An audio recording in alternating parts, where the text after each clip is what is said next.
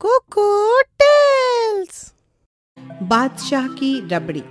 गुरुजी और राजकुमार उपस्थित हैं। गुरु राजकुमार को सीख दे रहे हैं।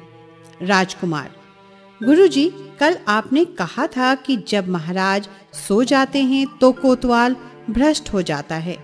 गुरु: हाँ बेटा, यह सत्य है। राजकुमार: और आपने यह भी कहा था कि जब मालिक बेसुध हो जाता है तो बाढ़ खेत को खाने लगती है। गुरु: हाँ राजकुमार जी। राजकुमार: और बाढ़ से आपका क्या अभिप्राय है गुरुजी? गुरु: बाढ़ से मेरा अभिप्राय रखवाला या चौकीदार है। राजकुमार: तो तात्पर्य यह हुआ कि जब मालिक बेसुध होता है तो चौकीदार भ्रष्ट हो जाता है। गुरु: हाँ राजकुमार। राजकुमार: गुरुजी, कृपया थोड़ा विस्तार से बताइए। गुरु: बेटा, विस्तार में मत जाओ, सीख को ग्रहण करो। विस्तार का क्या करोगे, बस तात्पर्य समझो। राजकुमार: नहीं गुरुजी, आप मुझे विस्तार से बताइए कि बाढ़ अपने खेत को कब खाने लगती है। गुरु: नहीं मानते हो तो अपना यह रूप छिपाकर मेरे साथ चलो। गुरु और राजकुमार वेश बदलकर एक बादशाह के दरबार में पहुंच जाते हैं। सुबह का समय है और बादशाह के चारों ओर चाटुकारों की भीड़ लगी है। बादशाह सिपाही से: रसोई घर के प्रबंधक को मेरे समक्ष उपस्थित करो। प्रबंधक बादशाह के समक्ष झुककर सलाम करते हुए: हुजूर, गुलाम हाजिर है, खिदमत बताएं। बादशाह आदेश देते हुए: रात के खाने में हमें आधा सेर मलाई बादाम, किशमिश, पिस्ता, चिलगोजा और केसर के साथ मिलनी चाहिए। प्रबंधक हाथ जोड़कर: महाराज, इन सब चीजों को मिलाकर आधा सेर हो या इनसे अलग। बादशाह डांटते हुए: अबे, तुझे किस मूर्ख ने रसोई घर का प्रबंधक बना दिया है? प्रबंधक: जी हुजूर, आपने। बादशाह: तब भी तू शाही खाने के बारे में कुछ नहीं जानता? प्रबंधक: जानता हूँ सरकार, यह सामग्री अलग से पड़ेगी मलाई में। बादशाह हंसकर: हाँ ठीक कहा, तू समझता तो है, लेकिन थोड़ी देर से। रसोई घर का दृश्य। रसोइया मलाई और मेवा घोंट रहा है।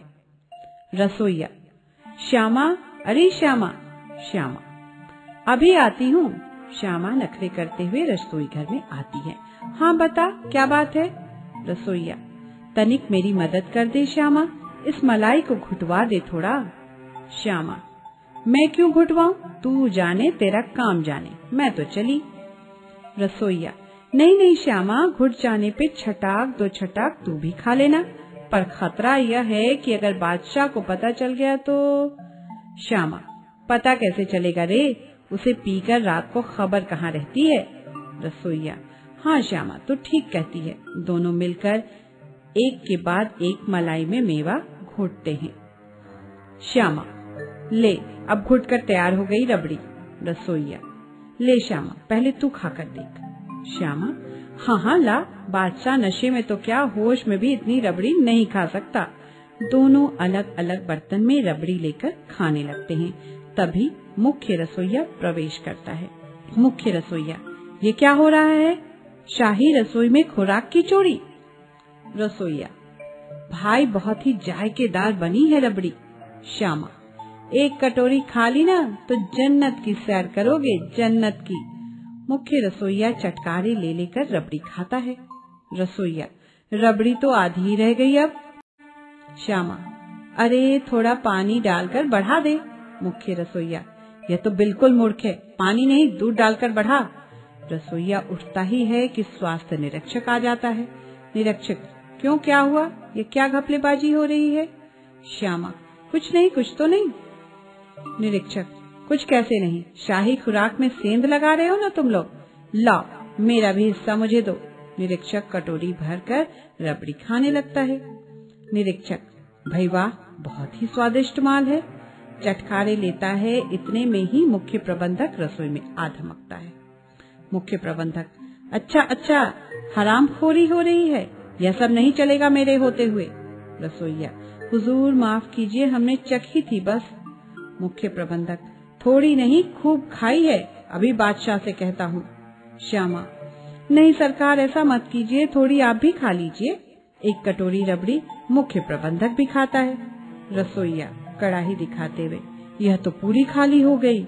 मुख्य प्रबंधक, डरता क्यों है, बादशाह तो बेसुध पड़ा है, उसे किसी बात का होश नहीं।